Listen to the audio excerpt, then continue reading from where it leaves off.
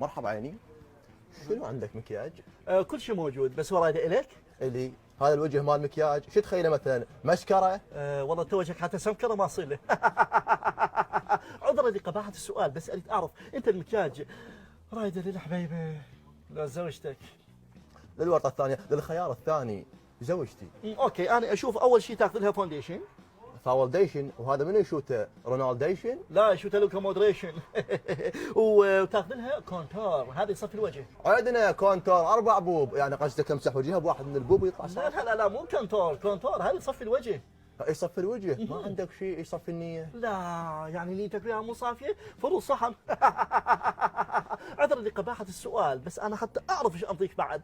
احكي لي، هي عمرها 20 30؟ 25. جيب اصرفه. انا اقول له تاخذ لها اي لاينر جوا الحاجب فوق العين، زين عيني. طبعا هذا من الماركات المهمه جدا اللي استخدمتها هاي الفنانه الجميله اللي لا اعرف شكلها ولا اسمها لان جاي تكذب على مود تمشي السلعه. واخذ لها رمال. رمالتها 100 مره رمالتها، طلقه تفوت من يمها وطلقه تشرد وطلقه الطلقه تخاف من عندها. اوكي، اخذها اكستيشن، هذا مطول للشعر. طبعا هذا انا استخدمه، بس شنو اليوم شعري ما جبت عند امتحانات. ما عندك فرفش كيشن مطول الخلق؟ لا ضاق خلقك من عندها. ما سامع المثل يقول اذا ضاق خلقك تذكر يوم عرسك؟ هو شنو طيح حظه وضيق خلقي غير يوم عرسي؟ خويه اريد شيء يصفي وجهها، اريد شيء يحرر المناطق بوجهها حتى من اشوفها على الاقل احس بالامان. مش متزوج عفوه. اقول لك هسه احنا ليش نلف وندور؟